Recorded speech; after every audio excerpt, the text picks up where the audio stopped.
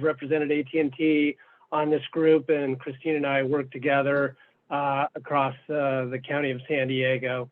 So I'm sitting in for her today and always available at your disposal for issues regardless of who's on vacation. So. Good afternoon. My name is Julio Figueroa, Director of External Affairs for Riverside, San Bernardino counties, but also California's Tribal Liaison for AT&T. So I support John and Christine in San Diego for any of the relationships with our tribal nations. And thank you for having me. Welcome. Great to see so many new faces. I mentioned this earlier, but if you joined just a few minutes ago, if you wouldn't mind adding your organization so we can all know who's on the call today. Any other new faces? All right, we'll move on to the next item. Antoinette, do you want to kick it off with a minute or so on the draft regional strategy? We also have an exciting new work product to share with you all that I think will be very helpful and useful as you're reaching out and doing a lot of outreach to your communities as well, that we're excited to share and unveil to you all.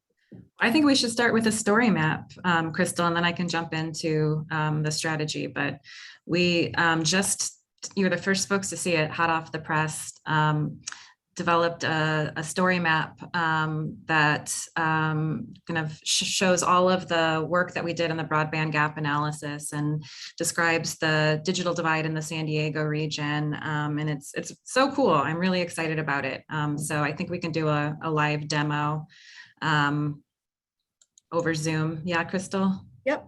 Can everyone see the screen here that hopefully it's a picture of a map. And this is on the SANDAG website, so it's available for all of us to use and share. Please, let's get the word out there.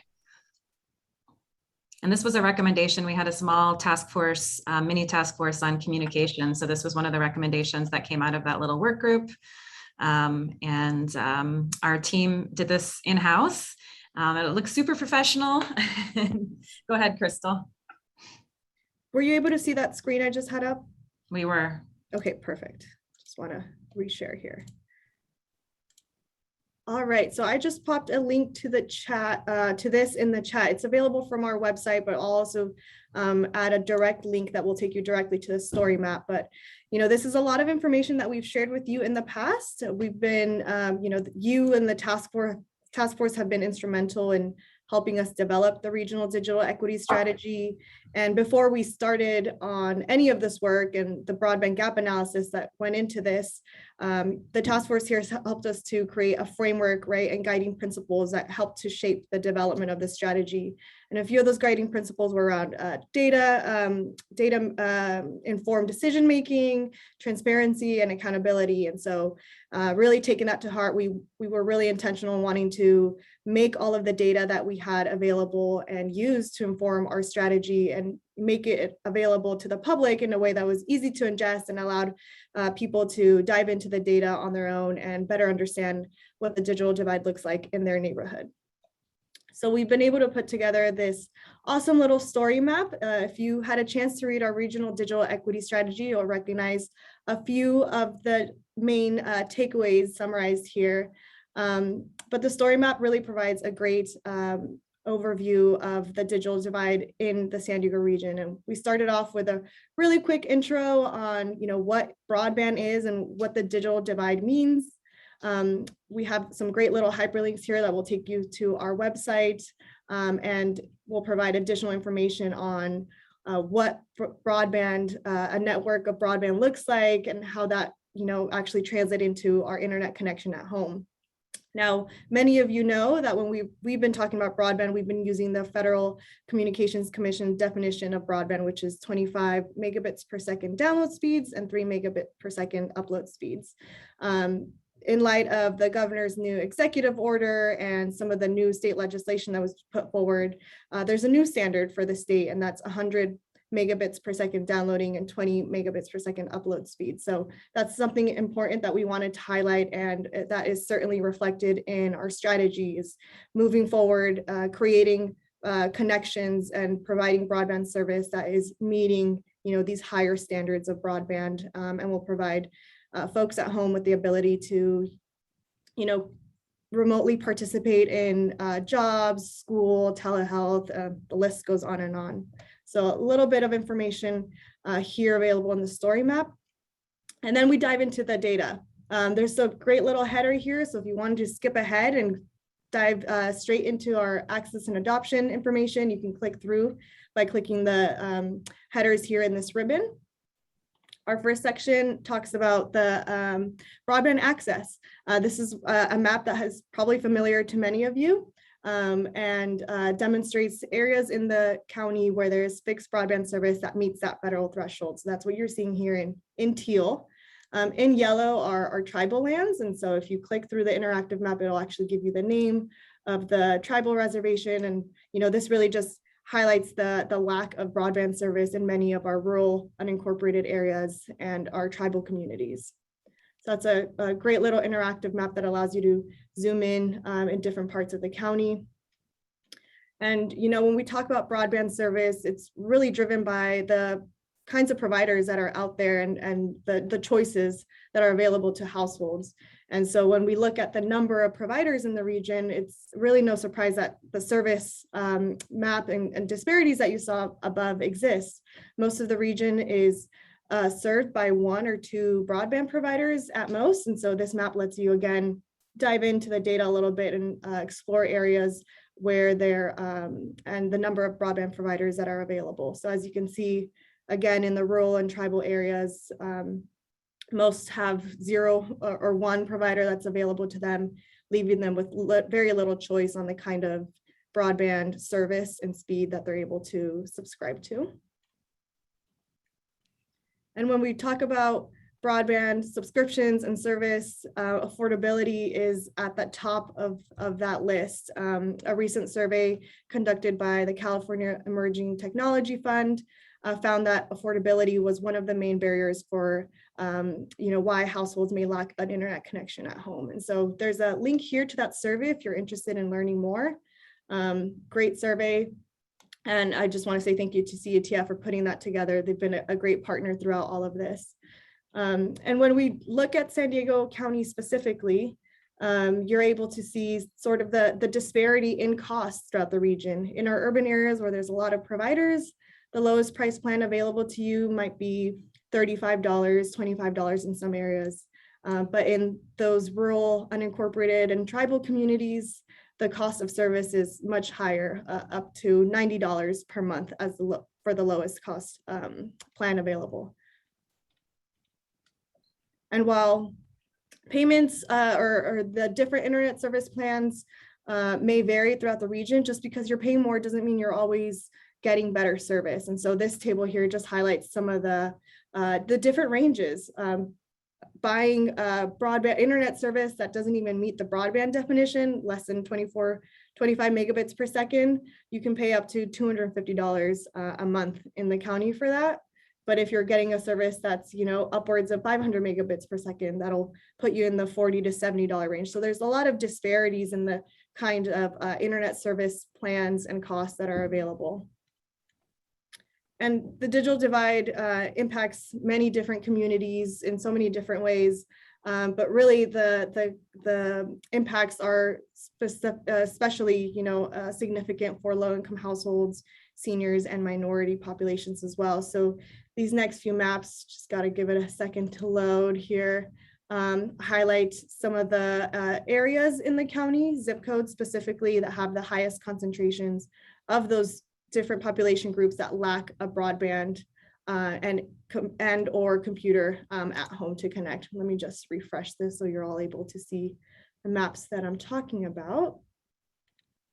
But we have 3 maps here, low-income households, minorities, and seniors. There we go. Sometimes you just gotta refresh a little bit, and we encourage you to go into this story map after the fact, click around, let us know if anything is glitchy, if anything doesn't work.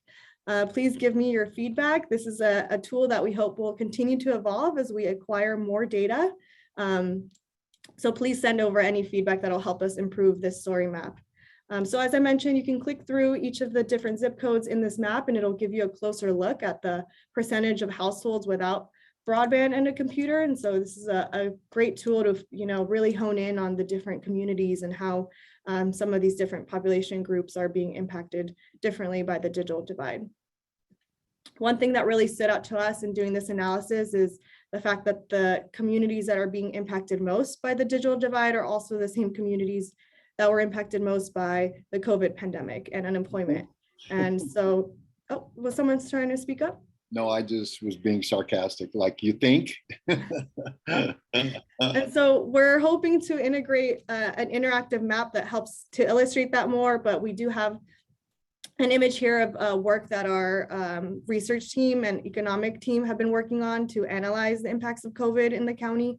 And so you can see here, right, the communities that have the highest unemployment rates, 10, 12% are, the South Bay communities. A lot of the central communities that we saw also light up in some of these other maps above. So that's something we really wanted to highlight and pay attention to.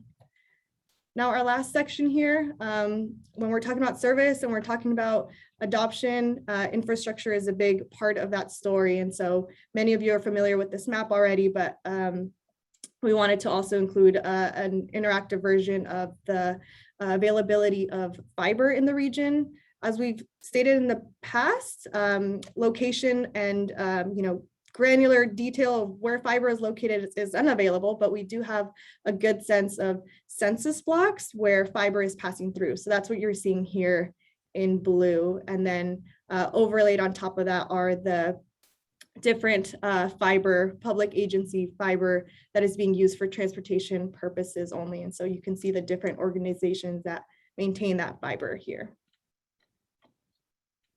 And then to summarize and close up the story map, we have a really short overview of the strategies that we put forward through the draft regional strategy to bridge the digital divide. You'll recognize this from the regional strategy that we put together. But like I mentioned, this is a story map that will continue to evolve. And as we create more work and adopt the action plan, I hope to see the story map evolve to become a tool that we continue to upgrade and update as more information becomes available.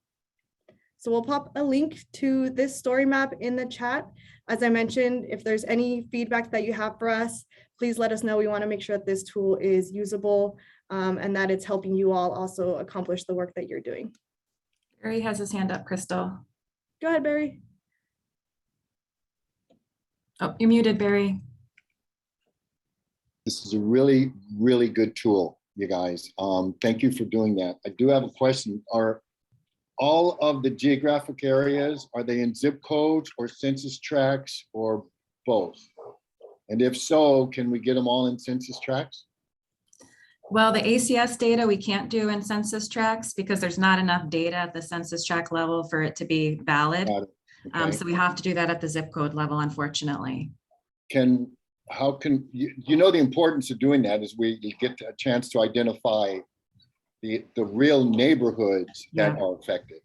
Is there a plan to get that done, or how difficult would that be? Or yeah, we want to do our own regional survey so that we can collect enough data for it to be representative of the region. So that's one of the early actions coming out of this strategy and action plan is going to be to do that regional survey. We did a small little pilot test of the survey. And we hope at some point later we're doing I'm thinking fiscal years, but I guess early next year, 22, to be able to get a consultant on board to help us with that survey. okay. But it's going to be a harder one to conduct, Barry, because obviously we can't do online surveys. We're trying to reach people that don't have internet. How ironic is that, right? Right. Yeah. Okay. Barry, we're gonna come talk to the social equity working group. You'll hear more about that to help us with that data collection. Okay, good deal. Yep. Thank you.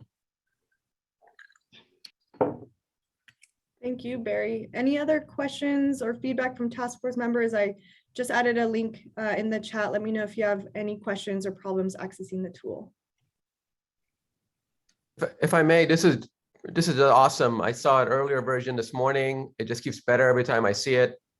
And I think we should just get out there as fast as possible and brag a little bit about all the hard work that you guys have done in bringing all this stuff together. It's just awesome. Thanks, Shariar. Can we take that as you volunteering to brag on our behalf? I'm a very good bragger. I'm happy to do it. All right, and if any of you all have new data sources that you're, surveys that you're conducting, your own analysis that you're doing that we can start to incorporate into the story map, please do share. Oh, Gladys, go ahead. I don't know if I'm talking out of turn, but I think we'd be happy to connect you with at least the survey folks at USC that we've worked with. They were fantastic. I mean, the turnaround they did, Antoinette, this past year on the survey was just phenomenal. So we're really happy about our partnership with them. And then if you don't already know about it, I think you might, but the group might not. We have a new endeavor with Cpuc as well to look at low income activity in particular and participation and adoption. So so that's another new exciting piece that we're getting into. So remind me and we can connect you and see if that conversation helps you with your survey. That's it. Thank you. We would love to be connected, and hopefully they'd be willing to take on another survey. We'll take all the help we can get. I don't think they've turned back to work, but I don't know. They are busy as well, but yeah.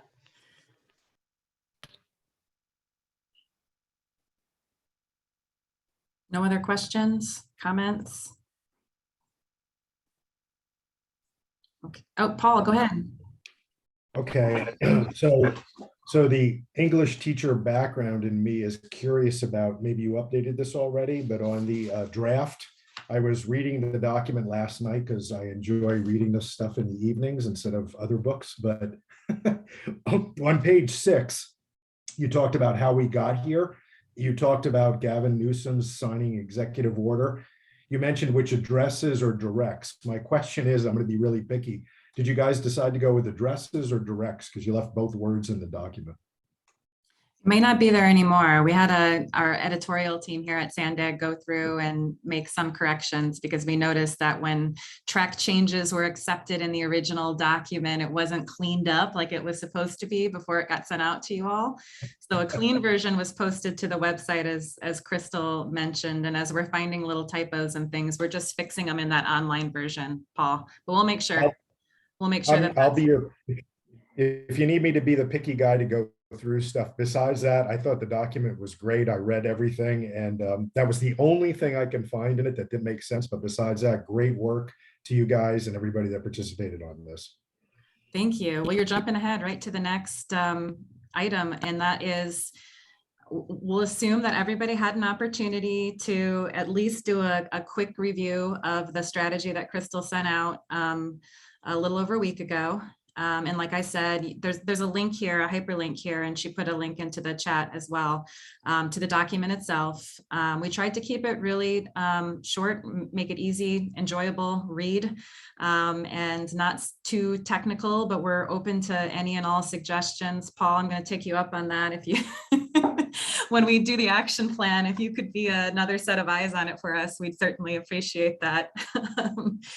And the story map is actually very similar, to the strategy, just an online version of that. But we wanted to take a few moments for those of you who maybe just got to the document today before the meeting and didn't have a chance to provide comments yet to Crystal, to share your thoughts. Are there any concerns that you have? Do you feel like the strategy the strategies that we identified are comprehensive, keeping in mind that there's going to be a lot of different specific actions that we're going to develop collectively with this group under each of these strategies. So these are the high level strategies, but is there anything missing?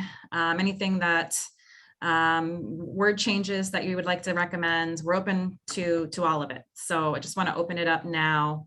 The this slide shows those 7 key strategies that we've came up with working with this group. If you need a little refresher. All right, John had his hand up first, I think. John, you're muted if you're talking. Sorry about that, the curse of video calls. Yeah. So I'm just wondering if in the formulation of this, if you accounted for a total cost parameter. So if we are going to go with a standardized definition of broadband at 120 megabytes, you can do that. I mean, you can do anything that you want to do, and the question is cost. So do you allocate any cost parameters to that? And so that might be something that you want to focus in on, as you refine your analysis. So you can have extremely robust internet, but it's very expensive if you want it ubiquitous. Mm-hmm. So, for example, if you're putting broadband in Descanso or the outer reaches of Pine Valley and Guatai, you can do that, but the cost per living unit is going to be extremely high because you're going to have to do fiber to get to that sort of bandwidth speeds. So I was just recommending that maybe there's a filtered layer approach, and the unfiltered definition is unlimited dollars available to accomplish the task, and then you can have 120 or 100 even, or 1 gig 100. So I just want to make that comment. Okay, thank you, John. Jerry, you had your hand up next. Yeah, thanks very much. In the equity strategy, is this in rank order? No. To me, to see funding as the last thing seems like a problematic order, and I just wanted to make sure if I was interpreting that correctly or not.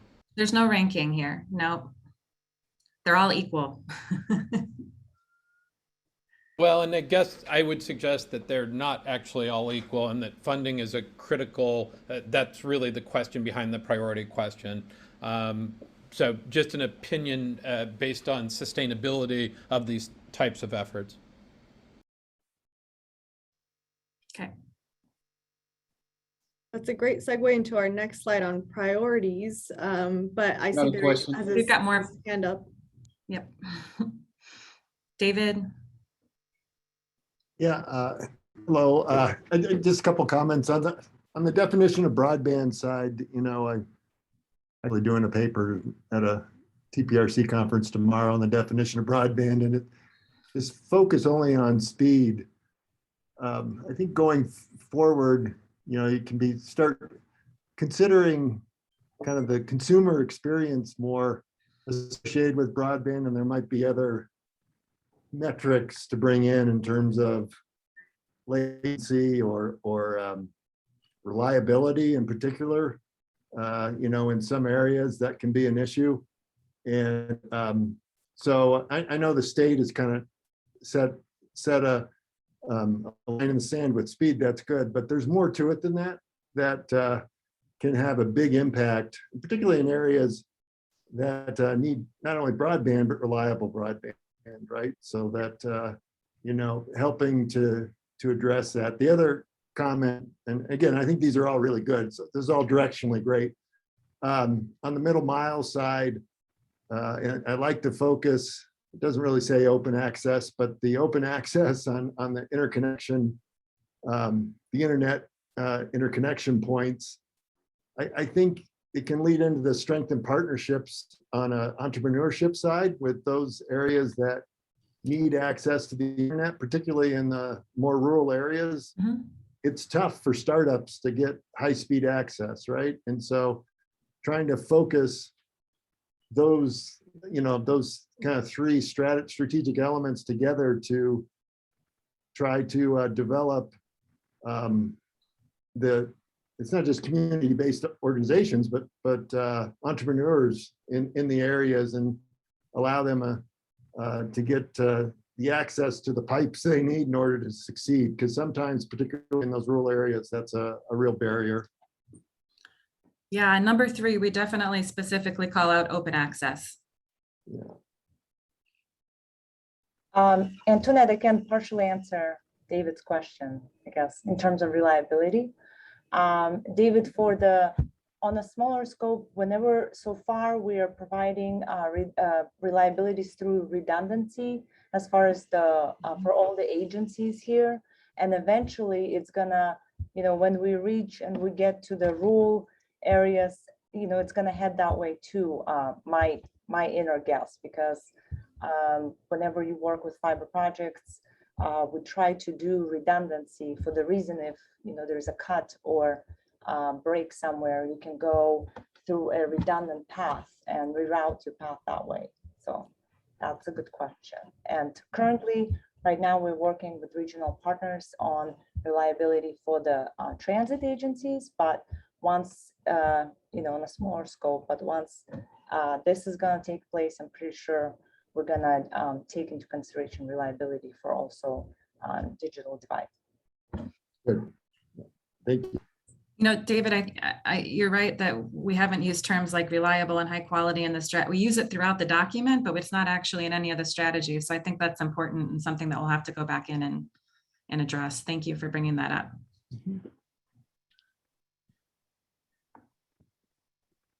Got a Good question, by guys. Barry. Yes. A couple of things is I want us to all try to look at this and say, what's our end game?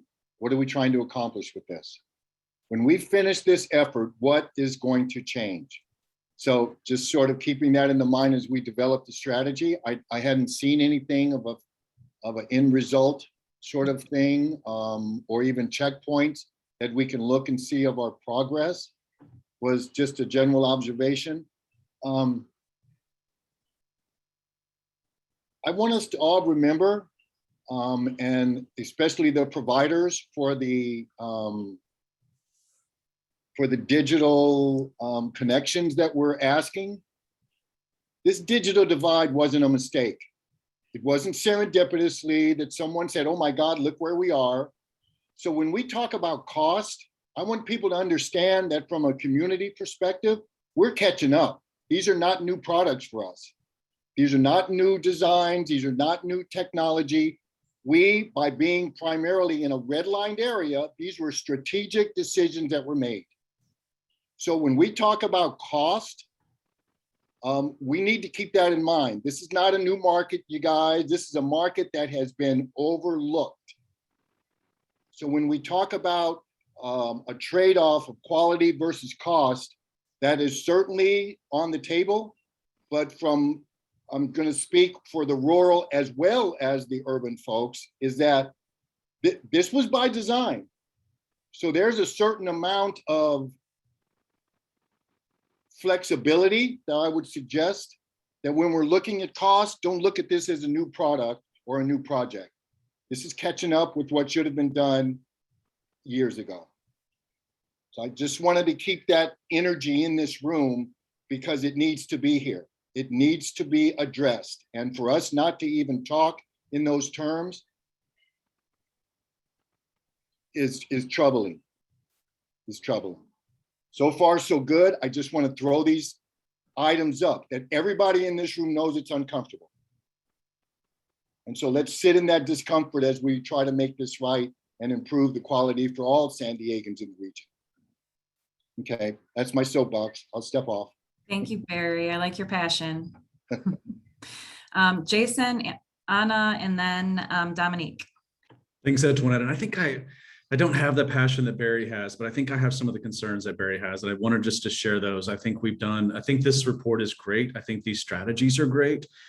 But I think there's a little bit of a lack of accountability. And I don't think we are doing enough to call out the lack of historical investments in these underserved communities by the ISPs. And we aren't doing what I think is appropriate to make them accountable, to start to make those investments in the future. I think the term filtered layer approach is to some degree why we got where we are today. And I think that if we're going to move the needle on this, it's not just policies at the local level. It's not just removing the permitting barriers that the ISPs face in getting their projects in the ground. It's the actual investments made by the ISPs. And I think that if we're going to move the needle forward, it's really incumbent upon all of us to ensure and to make sure and hold the ISPs accountable for the investments that they're making. I'll also say that I sit in the energy world, and I see that, SDG&E has to provide energy to all of us. They're mandated by the state to do that. They have to make the investments to do that. They've created programs like the CARE program to make their customers, make their service to customers more affordable. Those are similar programs that we need to see in this space as well. And those programs need to be marketed not to just existing customers, but to new customers. So I think, I think Barry said it more eloquently than I'll ever be able to say it, but I think we've got to have some accountability here for the ISPs and make sure that they are making the investments that are necessary to close this divide. And I just don't think that that's historically happened in this region and perhaps even elsewhere. Excellent. Thank you, Jason. Anna, you're next. Thank you for the opportunity to speak. This is Ana Ardon with the National Latino Research Center at Cal State San Marcos. I have a few comments about the report, and thank you for putting this together. This is awesome to be able to be with a group of people looking at ways to reduce the digital divide in our communities. We at the NLRC work primarily with conducting research for and with Latino communities and immigrant communities in the border region. And so on page 7 of the report or the strategy, let me see, I'm trying to reference it. On page 7, there's figure 2 shows the vision and goals for this strategy. And one that catches my attention, and I think it's very important, especially for a community that lives in the border region, is the focus on privacy and the protection of privacy for residents.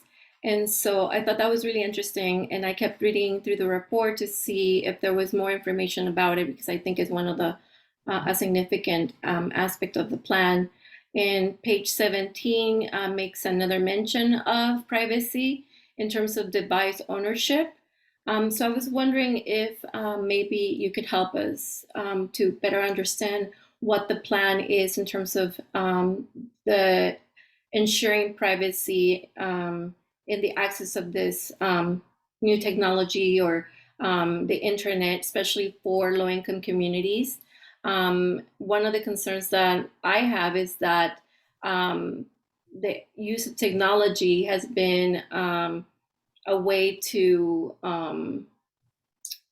communities, especially immigrant communities, have faced these issues in terms of their violation of privacy when it comes to immigration, for example, law enforcement, things like that. So if you can help us to better understand what you mean by the privacy preserving access. Yeah, so I think, Anna, thank you for raising that. As part of digital literacy and training and educating people on how to use devices, how to access the internet, we want to make sure that people are doing it safely, that they're protecting their private information, they're not clicking on things that they're not supposed to.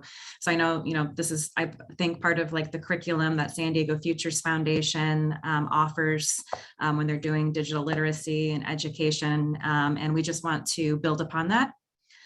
So as more folks are getting comfortable with, have a device, getting comfortable with navigating the internet, they also understand the importance of security, safety, privacy.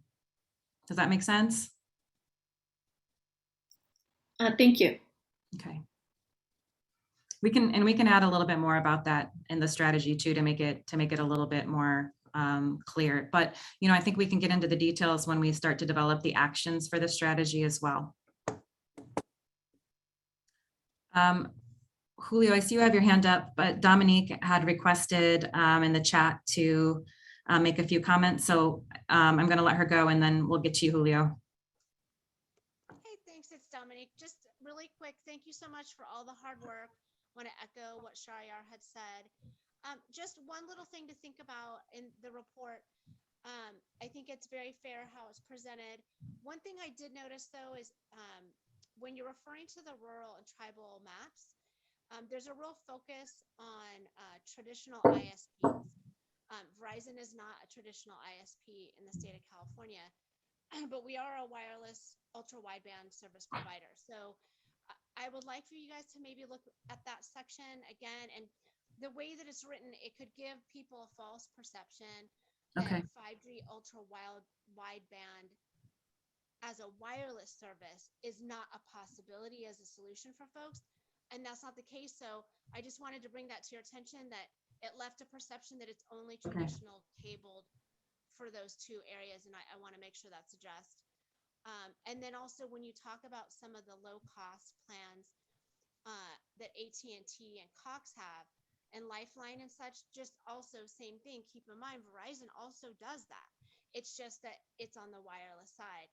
So I just want to make sure you guys look at that holistically, because Verizon is providing Lifeline throughout the United States, has low-cost services, has the same variety of low-cost services and plans, but it is on the wireless side, or the 5G fixed wireless side. And that wasn't totally captured, and I would just like for you guys to take a look at that. Thank you so much, though. Thank you, Dominique. It seems like a few folks weren't quite able to hear you. So in a nutshell, Dominique was just encouraging us to really consider the service that wireless can provide as well, and not be so focused on traditional kind of ISPs. Julio, you were, I think, the last person to have your hand up. Go ahead.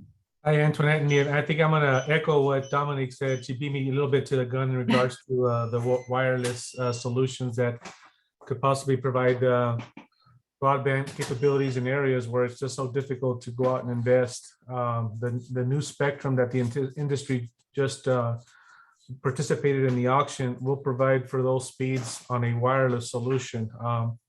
And I just add some of the comments that were made earlier regarding making the ISPs accountable. I just want folks to understand. I think they already do, but it's not a cheap investment to provide broadband and fiber out, specifically out in rural and tribal communities. Hence, that's why it probably historically hasn't been built. But I'll add that if we don't take advantage now of all the funding that the federal government and the state are providing the cities to deploy broadband, I don't think we'll ever see this money that we're seeing today. So I think it's important that these private-public partnerships happen, where these cities and counties are engaging the carriers to deploy in areas where currently it's not being fed, and work with all of us at the same time so we don't overbuild as well. So these jurisdictions are maximizing the money that they're getting from the feds and the state. So those are my comments. Thank you, Julio. Okay, let's go ahead and move on. I don't see another hands raised. We've got quite a bit of other additional comments. So I just wanted to remind everyone, I think you all know, we've talked about it the last couple of meetings, that we've been working with Cisco. Some of you participated in the large number of interviews that they conducted with digital equity stakeholders in our region and across the state, really. They have synthesized all of that, thousands and thousands of data points that they've gathered through that interview process. And they worked with a small group of folks from this task force to come up with priority areas, which are really consistent, thankfully, with everything that we identified in the strategy. So the terminology is a little bit different, but the priority areas that came out of those interviews are essentially the same. So focus on adoption and investing in adoption, access to data, and using that data to hold everyone accountable, the broadband infrastructure being essential, particularly getting the middle mile built out in those hard to reach and expensive areas. policy and administration.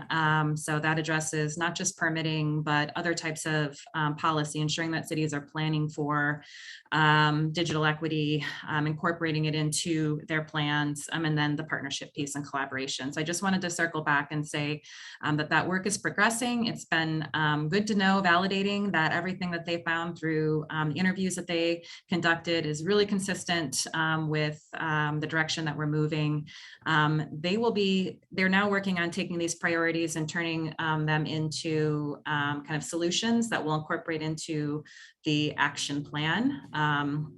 So in terms of going from strategy to action plan, we're going to bring the strategy after we've incorporated this last bit of feedback from all of you. We're going to give you one more week. So after hearing what everyone had to say today, you can send additional comments on the strategy to Jackie. Her email is here, and we'll follow up with her email as well.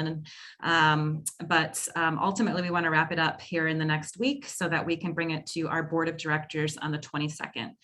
So that's a Friday. Our board meetings are at 9 a.m. I would really love to have task force members join, make public comment at the board meeting. We'll get you more information about how to do that. We do have a few task force members who we've asked to join us in the presentation. So County of San Diego is one. We've asked Matt from the Southern California Tribal Chairmen's Association as well to participate in that presentation and talk about the work that we're doing together. Then the next step is to turn the strategy into an action plan. And the action plan we've committed to bringing to the board by the end of the year. So we've scheduled it to go to our board on December 17th. So to achieve that date, we want to put you all to work. We want to hold an interactive workshop next month, October 25th. Right now it's tentatively scheduled from 1 to 2:30, but the intent is to break everyone out into little groups, breakout sessions, one for each of the 7 strategies. If you have a particular strategy you feel really strongly about and that you want to be in that work group, that session, you can let Jackie know via email. Otherwise, we're just going to assign you to a specific strategy. But the intent is that you're going to work together. You'll have a facilitator in your group, and you're going to identify those kind of near-term and mid-term actions that we need to incorporate into the plan. So I'm hoping everybody will be available for that. You need to own this action plan and this strategy. So we want you to really take the lead in identifying those tasks and who's the primary agency responsible for implementing those actions. Some of it times it'll be SANDAG, but sometimes it won't. We're all needing to do this work together. There's not a single organization that can take it all on. So that'll be part of the work that we do too. It's not just this is the task, this is the action, but this is the organization who's really going to lead and spearhead this particular task and action. So any questions about how we move to the end of development, not the end, the end of getting the action, then the hard work begins after this. But we started this, late January, and we're almost to the finish line. So I really appreciate everything that this group has contributed, and I'm really looking forward to getting past the planning stage and moving into implementation.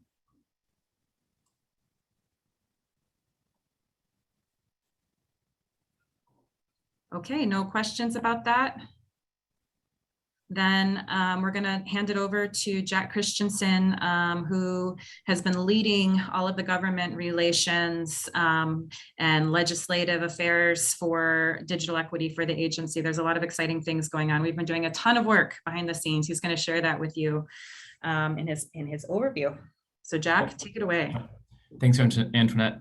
Hi, everybody. I'm Jack Christensen with the San Diego Government Relations team. Thanks for having me. I, just like what Antoinette said, often work in the background alongside all the experts here. In addition to Antoinette, there's Crystal, Sanjeev, Tim, and others who work alongside me to make sure that we're advocating and advancing certain projects and initiatives, and specifically the digital divide among all levels of government. So this is typically done by engaging with different policymakers and their teams and working to influence legislation, regulatory decisions, et cetera, et cetera. And just like Antoinette said, we've done so much work in this space since the group started a little over a year ago.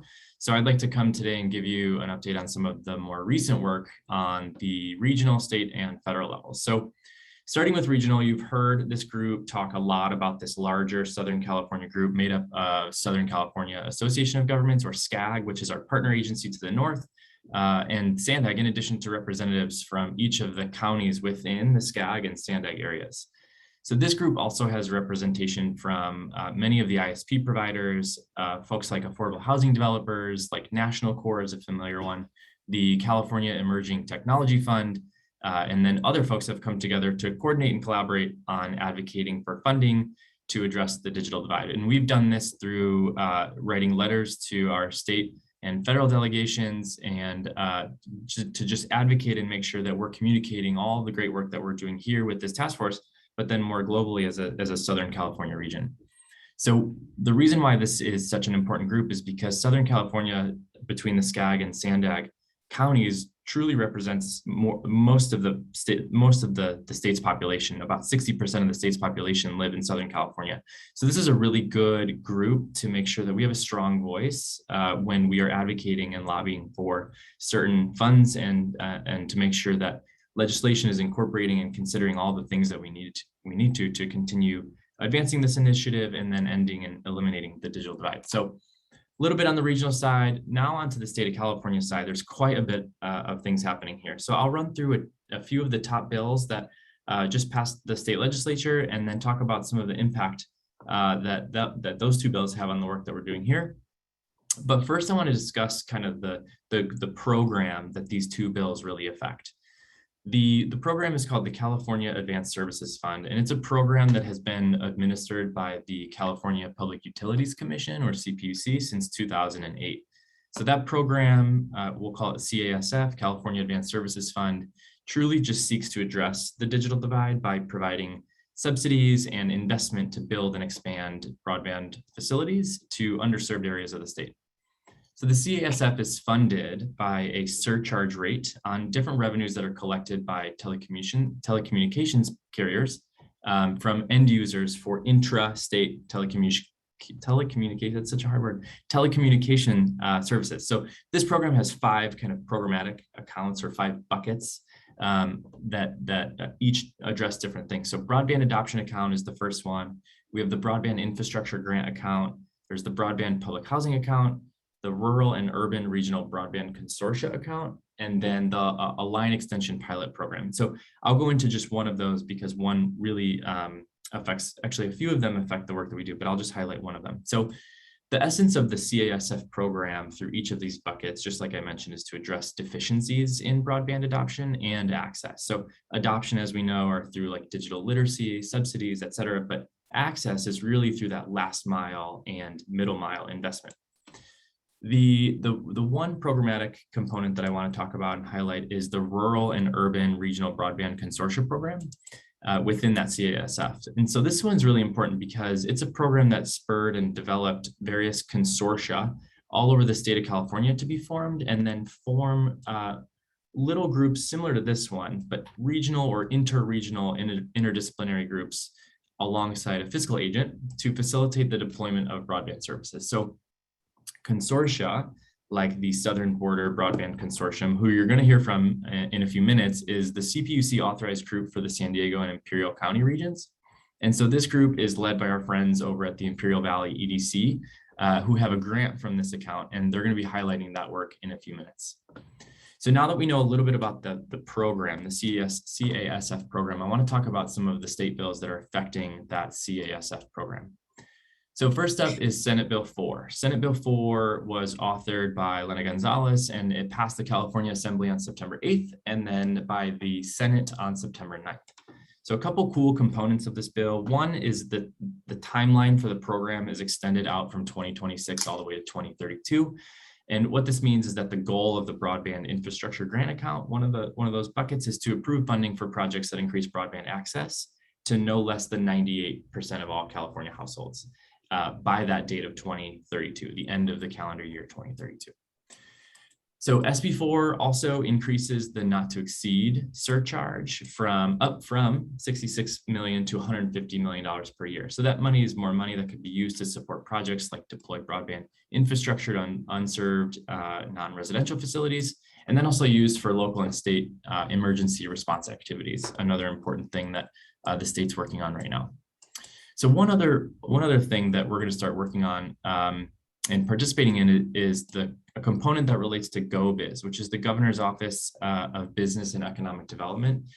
And this component asks GoBiz to work with groups just like this one and others throughout the state who are working in this space to identify different solutions to the problem of permit and approval delays, which we've talked about a little bit in previous Digital Divide Task Force meetings. So this work is to happen throughout the rest of this year and to hopefully identify some solutions so that all jurisdictions are able to work better to deploy broadband without further delays. So over to AB 14, which is it was a jointly tied piece of legislation. One had to pass for the other to pass. And so the other one is AB 14. And this one was it was authored by Assemblymember Cecilia Aguiar Curry. And it was approved by the state legislature, both the House and the Senate on the same day, September 13th. And this one also affects that CASF program, mostly around some surcharges on the deaf and disabled telecommunications. So a couple other of the cool components here, the same goal essentially as SB4 is that it extends that goal of addressing all of the deficiencies in broadband by 2032. So more time and more funding to mindfully address middle mile, last mile deficiencies. So also importantly is that this bill in perpetuity requires a CPUC to report to the state legislature every year the amount of unserved areas in the state, the status of the CASF fund balance, and then the projected amount that is going to be collected by the CPUC each year. And this helps, this helps get the legislature involved, and then B, it continues to make this type of work in this space important to the CPUC. This is going to help the CPUC plan and ensure that the funding remains a viable option for middle mile and last mile infrastructure investments. And this bill also gets rid of some unreliable, according to the state legislature, unreliable methodologies used to collect the surcharges. So this bill revises the surcharge collection mechanism so that the CPUC can implement a more stable funding mechanism. So lastly, with this bill, it authorizes the CPUC to require each internet service provider or ISP to report certain information relative to their free and low cost or income qualified or affordable internet service plans advertised by the provider, which is great. Okay, so I just went into a lot with SB4 and AB 14. Any questions of the components of those before I get into some of the good stuff? I'll keep cruising. All right. So actually, before I move on, I want to make it clear that monitoring these types of bills is really important. And one of the reasons is because middle mile infrastructure, we talked a lot about this, is truly the linchpin to good, reliable broadband access. And this is not only for just you and me when it comes to like connecting to watch Netflix or telework or go to telehealth appointments, but it's really important as it relates to different things related to like emergency communications on roadways or future investment in smart technology on our roadways to make sure that we are able to move freely and not sit in traffic, but also have the the technologies that help us get out of roadways and out of emergency situations should we need them. So a reliable, redundant network in middle mile network is really important. So in addition to monitoring, we've also supported and sent comments to the legislators on these bills. And we're also trying to make sure that we can address and work with the CPUC in implementing these changes and get the very wishes of this task force in the greater Southern California incorporated into the CPUC work. So there's another bill that I want to talk about, which is Senate Bill 156. So Senate Bill 156 is a trailer bill, and a trailer bill is essentially a legislative vehicle that allows the Main Budget Act to be implemented. And so generally we've heard a lot about massive federal and state investment in broadband, right? So we've heard that the federal government, which I'll go over in a second, is going to be investing $65 billion into this space. Well, SB 156 is really the vehicle that's driving more investment from the state of California. So this year, SB 156 is injecting about $6 billion into the broadband infrastructure. Now, the majority of that money, about $3 $3.25 billion is budgeted to build a Ask statewide. Alessandra who he works for. Oh, there you go. So yes, so $3.25 billion is budgeted to build a statewide, publicly owned open access broadband middle mile network, which is going to be overseen by the California Department of Technology, who we worked with in the past at SANDAG and at SCAG to make sure that we're coordinating there. So the middle mile network will not only directly serve households, but it's rather this essential backbone infrastructure that's needed to enable the direct or the last mile connections that we've all been talking about. So the $3.25 billion middle mile funding will serve a different purpose than the CASF program. And this bill, which is to connect households through last mile connections. So this year's budget is also allocating $750 million for a loan loss reserve fund. And this is important because it can assist local governments and nonprofits to finance broadband service projects across the state, so across statewide. And then for the important last mile connections, SB 156 through this year's budget allocated $2 billion to a new CASF account, which is the federal funding account. Now, this federal funding account is funded through federal monies that's received from the American Rescue Plan Act that was signed a year ago. And the federal funding account will be used to fund last mile projects to connect unserved and then underserved households to broadband service by the applicable federal deadlines. So, and then now over to the federal funding side, the bipartisan infrastructure bill that we've talked and heard so much about is still in a pretty precarious position because things are really hectic over in Washington, D.C. The situation is essentially that the House needs to whip some votes in order to pass a Senate version of that infrastructure bill by Monday. And it seems, the Speaker of the House, Speaker Pelosi, seems confident that after a meeting with the president yesterday that this can happen. But we're essentially down to the wire because federal surface transportation funding ends on September 30th. So in just a few days. If the House can't get their ducks in a row, then there's a continuing resolution that has to be passed. But we're also down to the wire for that. There's been some text that has, I think, gone over to one side of the House. Not sure what the status is as of a few hours ago, but that continuing resolution has to be passed by both parts of the House in order to avoid a shutdown, furloughs, et cetera. So not good at all. But with the federal funding, let me just quickly go over some of the buckets that are included in the broadband bipartisan package because it's really exciting. So like I mentioned a few minutes ago, there's $65 billion for broadband that's spread among various programs. One is the new Broadband Equity Access and Deployment Program. This is where a majority of that $65 billion is going. And this is, it was about $42.25 or $42.5 billion, which allocates funding through formula-based grants and then competitive grants. And that program seeks to improve speeds in unserved and underserved communities, connect different anchor institutions, get broadband planning and mapping up to speed, and then just installing simple broadband infrastructure and getting more folks able to getting the adoption part of the digital divide addressed. So another bucket in the federal infrastructure package is another program called Enabling Middle Mile Broadband Infrastructure. This is $1 billion that allocates funding for a competitive grant program to, again, continue constructing, improving, or acquiring middle mile infrastructure.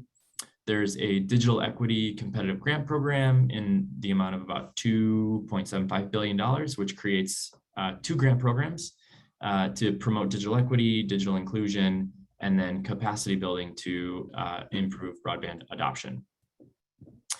Another program that we talked about a few meetings ago, was the Emergency Broadband Benefit Program. So this bipartisan piece of legislation, it modifies that emergency broadband program, but it also makes it permanent by the tune of $14.2 billion. So this really codifies that emergency broadband benefit program, and then it renames it to a new program called Affordable Connectivity Program. And so this will be able to provide $30 monthly vouchers for low-income families who can use those vouchers toward any service plan of their choosing. So given that it's in a precarious situation, we'll know hopefully by Monday if we'll have a new infrastructure bill, and we can certainly give another update at the next task force meeting with updates on that. So any questions before I move on to the next slide? Christine just asked about a summary of everything that you're talking about. And yes, Christine, if you move up in the chat a little bit, Crystal put a link to a document that we created, just a short document that summarizes all of the bills. That's great. I see that it says the California digital equity legislation update, and I was, which is also super helpful. I'm sure I was actually focused more. The federal stuff is the one that's really hard for us to keep on top of and track. And so he just did such a great job of kind of going through all the different bills and programs. So is that included in that too, in that fact sheet too? I was reluctant to make a federal one because it might change in a week. Yeah, I know. That's why I guess it is hard to keep on top of. So I understand. Well, the meeting's recorded and we do send out notes. Okay. Okay, that's great. Perfect. And we'll all stay in touch. We'll know hopefully by early next week if we have a new surface transportation bill, which includes this big injection of broadband funding. So if that happens, I'll make sure that we work together with this task force and provide you with all the information that's included. That's great. Thanks so much. Cool. All right. So then next slide, please. So this is my last update, taking a lot of time. So I mentioned the CPUC. They are the regulatory agency. And I think I've spoken to this group before about what rulemakings are, but quickly, the CPUC, again, is the regulatory agency for the state of California with regard to utilities, some transportation stuff, and a lot more, in fact. So essentially what the regulatory agency does is in order to garner or arrive at regulations, the CPUC asks for input and feedback while trying to make these regulations. Excuse me. So the rulemakings are where interested parties can provide comments to the CPUC so that the team who's working on a rulemaking can consider all of these comments and make a final determination and kind of move on throughout the rulemaking. So one of the rulemakings that's happening right now is rulemaking 20-09-001. It's called Broadband Infrastructure Deployment. And SANDAG recently filed for party status. We were granted party status, and we recently provided some comments to a few questions that I want to highlight just really quickly. And I believe we provided our opening comments to each of you. So if you want to dive into some of these details a little bit more, please check out our comments. So some of the themes in our comments that rose to the top, one of the more prominent things that came up in just about every response to our comment letter was the necessity for more granular household level data. We do have a few data sources that have informed several of the maps and the work products that we've shown you today over the last few months, but census data, FCC and CPUC data just doesn't get to the level of granularity that we'd like. And so we've commented that we need the most accurate data available for decision-making and resource allocation down to the household level. So another theme that rose to the top in our most recent comments was prioritizing investment in areas of greatest need. So the corridors that were originally proposed by the CPUC left out what we believe are really crucial corridors of our region that could help connect to certain rural areas, tribal nations, areas of high poverty, and just be good areas that should be considered. So we encourage the CPUC to include these areas and work super closely with groups just like this one and our Greater Southern California Coalition to make sure that we are including what we need to make sure that the investments go where they need to go. And then we all recognize that technology is changing so rapidly, and we encourage the CPUC to make sure that we are planning for the future and not just selling ourselves short by setting a baseline that kind of just makes sense now. We want to make sure that we are able to deploy infrastructure that can meet future needs and future demands. And this goes even beyond the 100 up and the 20 down speeds that are set as a standard now. So that was a lot on our most recent comments. We are now parties to that proceeding. And I want to recognize that SANDAG isn't the only voice here. So as we continue to engage more with this rulemaking, we'll of course keep you updated, and just always know, and we're asking that you always help us to ensure that our comments and our feedback are kind of on point and are inclusive of the different perspectives that we have here on this task force. So as we continue to move on, we will continue engaging with you, keeping you updated so that we can incorporate the needs of this task force here. So any questions on CPUC rulemaking? Cool. All right, so I mentioned the Southern Border Broadband Consortium a few minutes ago. That group is led by Tim Kelly over at the Imperial Valley Economic Development Corporation. And Tim is here today to give a presentation on their work. So thanks for having me. Please reach out if you have any questions or if you'd like to learn more, and I will hand it over to Tim. All right, Jack, thank you very much. I know you guys can hear me because I was told to mute earlier. So I just want to give you a brief update and talking to the group a couple of weeks ago about the activities that we're doing. You know, I just want to ask a question or think about a question. Why are we having this discussion today and not 2 years ago? And so we've been involved in this broadband consortium and really identifying the challenges in the underserved and non-served communities. And we had a couple ISPs who spoke up earlier, and we know the challenges that they have bringing broadband to the underserved communities. We know that it's going to be more expensive. We know it's going to be more of a challenge, but it's something we have to do. And so we need to work together on that. But going back a couple of years ago, we began surveying and identifying the areas that were underserved and non-served in San Diego and Imperial County. And just briefly, I just want to mention that politically, we do have one challenge. And we do work well together, but we're part of the SCAG region, Imperial County. And but we're also part of District 11 with Caltrans. And so I think that SCAG and SANDAG have really done a good job identifying their political differences, but at the same time, making sure that they represent the region together. And so I think this is a really good example of that. And I know that it's kind of double work for us because we have to work with SCAG and SANDAG at the same time, but they've been great partners and we've been really be able to work well with them. And I don't know if I have access to changing the slides. There we go. So IVDC oversees the Broadband Consortium. We're very committed to working as a region with San Diego and Imperial County. And I think with this initiative, and especially because what we're trying to identify is obviously underserved and non-served, but the majority of that is in rural areas. So a majority of San Diego County is rural. And so how are we addressing those communities? And most of Imperial County is rural. So I think that we're in a very good position to do that. We're actually in many ways closer to the rural areas of San Diego, but don't take that for granted because there's a lot of areas that are within San Diego County that have challenges.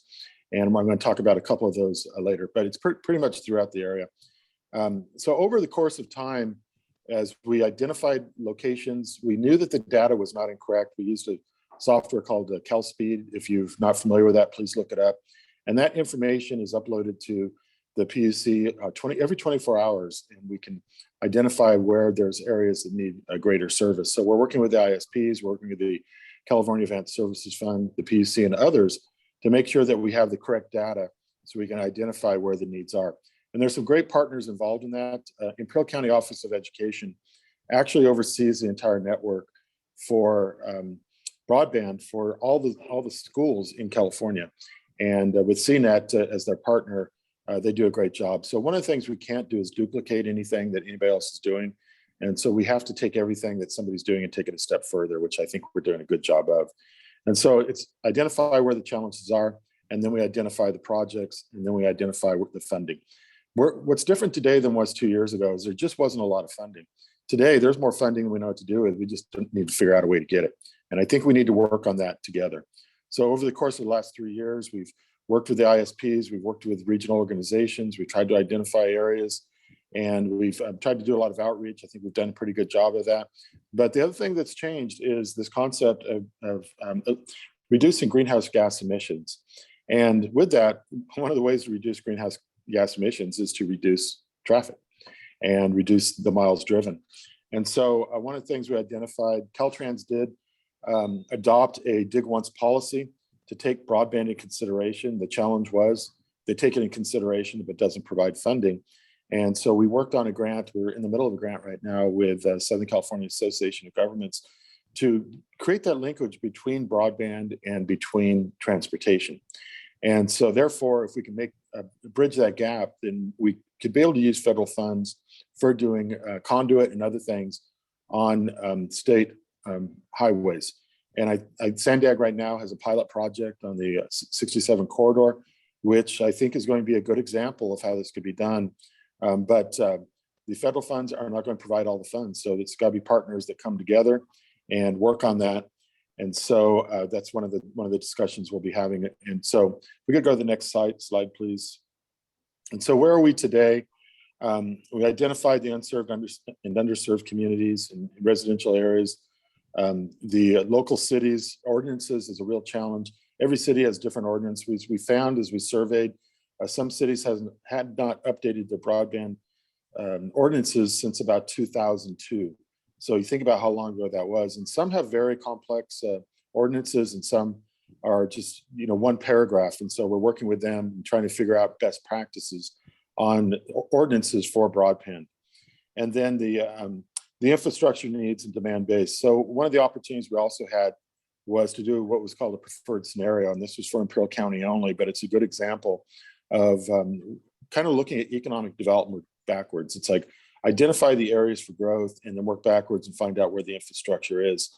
And so what we did is we looked at where there were opportunities. If you go to the next slide, please, and look at the opportunities. This is a different slide, but I'll go over this really quick because under AB 617 in San Diego and Imperial County has identified 2 areas by CARB that really need to be looked at. And so there's an opportunity we're looking at right now for a grant that's going to be able to address these 2 areas. In Imperial County, it's the city of El Centro, Heber, and Calexico. And as you can see, that's right along the border of Mexico.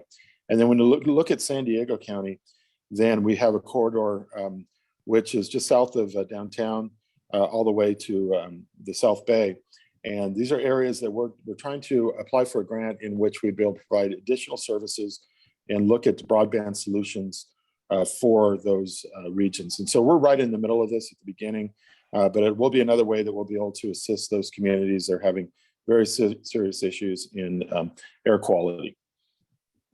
In San Diego, that's Barrio Logan, Sherman Heights, National City, and I believe, I can't remember the fourth, but Barrio Logan. So one of the things I was asked is, what are the opportunities in Imperial County? Because I think one of the things in San Diego is that as growth occurred, then there were areas that were bypassed. And I think the 67 corridor is one of those examples of how there's been a lot of growth in Ramona, but the broadband hasn't kept up for that area. So they're trying to bridge that gap. But if you look at this map that you have in front of you, then this is a map of the Imperial County and where our broadband is. And there's quite a bit of area in which we expect future growth.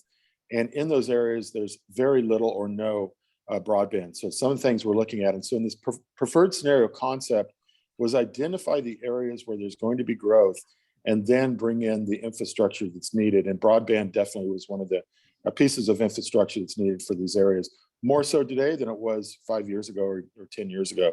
And so as we were developing these areas and looking for increase of broadband, many of these areas weren't taking consideration. Okay, so next slide. So this is an area I just wanted to bring to your attention and why broadband is so important. There's over $1 billion of investment in this area today. There's about 5 geothermal plants, actually about 10 geothermal plants produce energy, not for the Imperial County, mainly for Los Angeles and San Diego County. And they almost have no broadband capability. So therefore, it's a real challenge for them to be able to have information. If they have a turbine that's from Japan, they need to be able to provide information on the second. And we can't provide that service today. So it's one of the areas that we've identified. And then when we look at this just to the east of that, we are planning a project that's over 5,000 acres, and it's going to be an inland port. The combination of those 2 areas for future investment, as if you've heard about the Lithium Valley or what's happening with lithium in Imperial County, is well over $10 billion.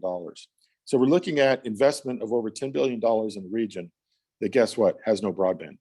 And so we're looking at those corridors, how can we bring broadband to those regions.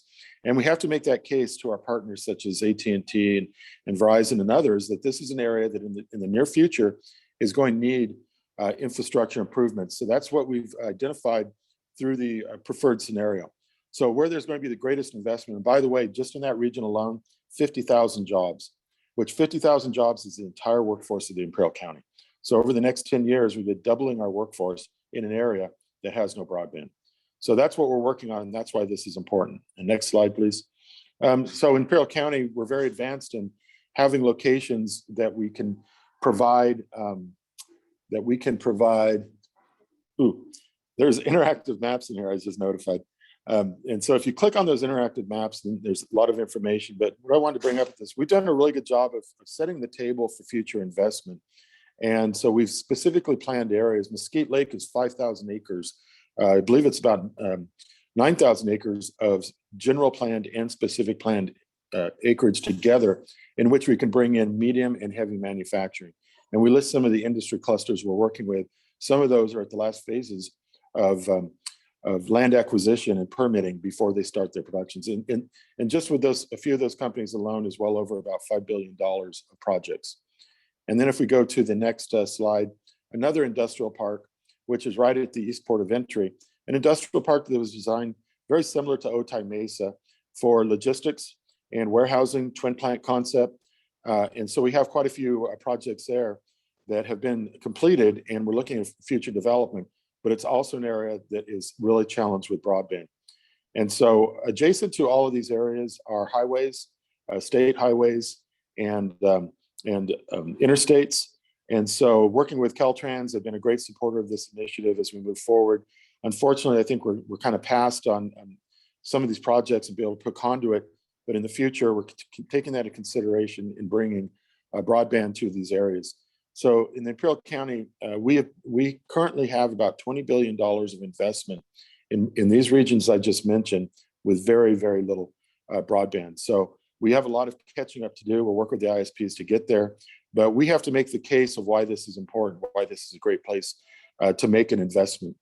And so, you know, one of the things that occurred is we were in the middle of this process of identifying the challenges.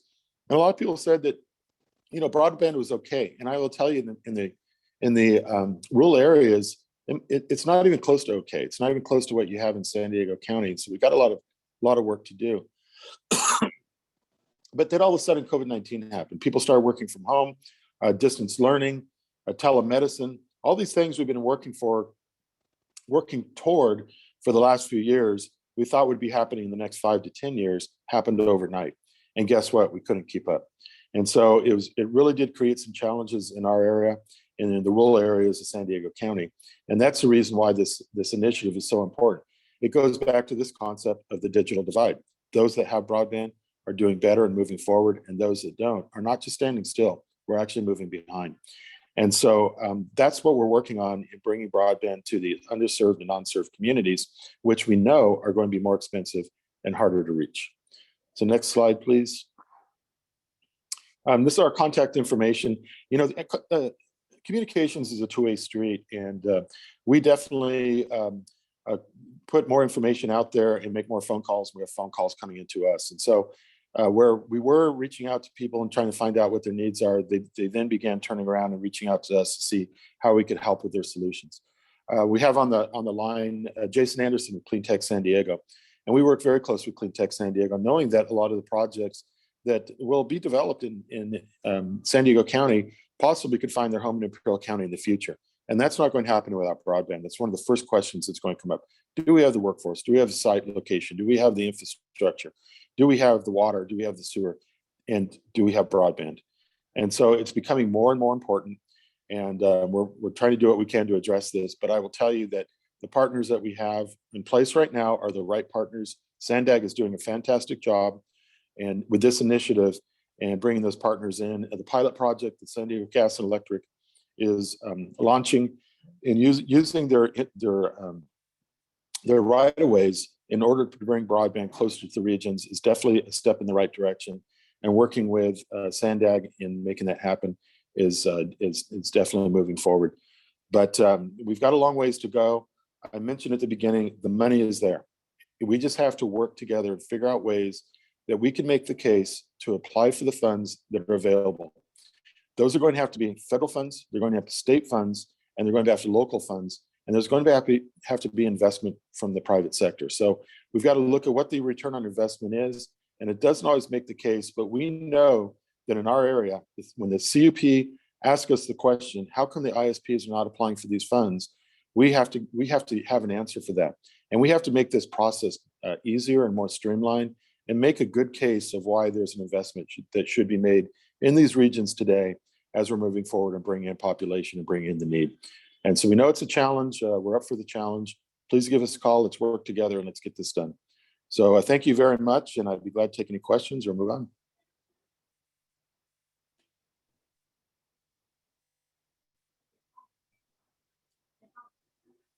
Questions?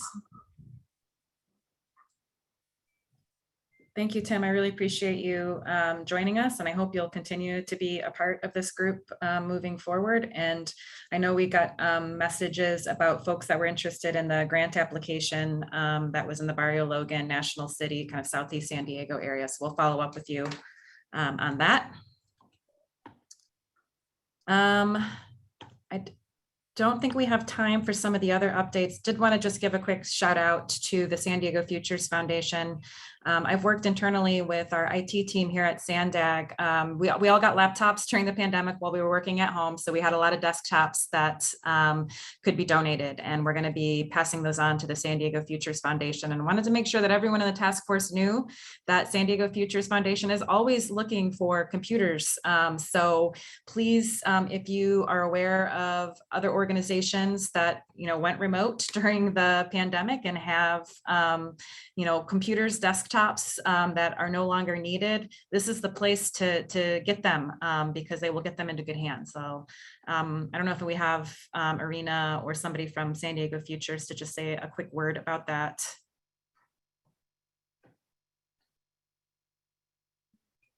Brady, are you here? If he's here, he can maybe brief us on that program. This is Charlene. I'm familiar with their program to a great extent, but a lot of their computers are going, they give them to people with disabilities. I think they also do low incomes. Yep.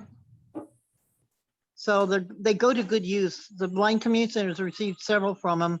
And if they charge, it's a very nominal charge. I think it's $100 for a desk, for a desktop.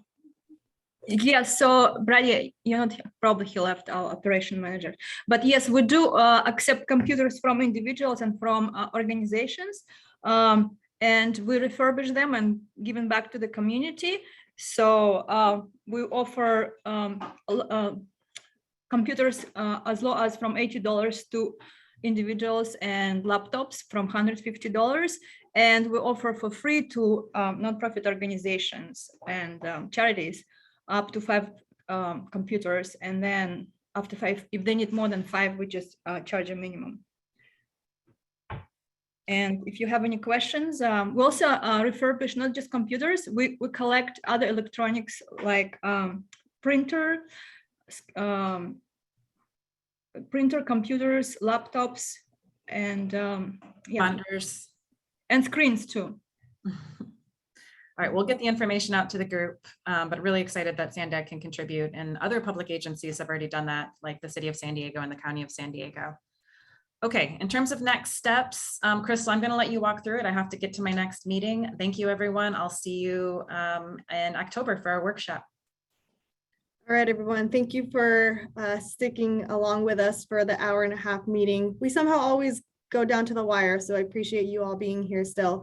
In terms of next steps, Antoinette talked about the interactive workshop we're hoping to have in October with all of you.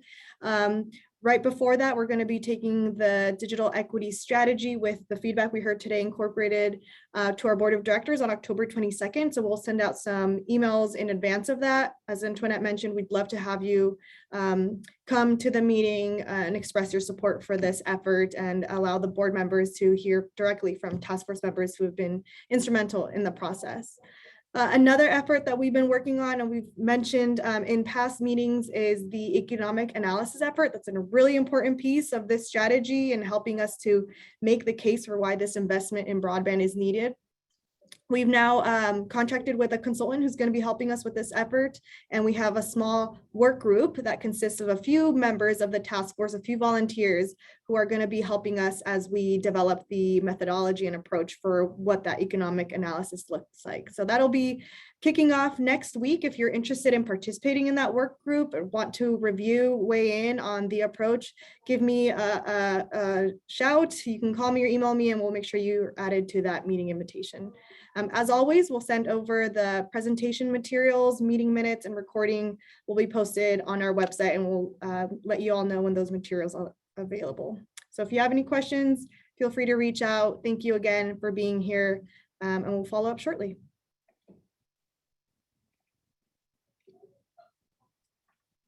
All right, thank you. Thank you. Crystal. Thank you. Have a good day, everyone. Bye.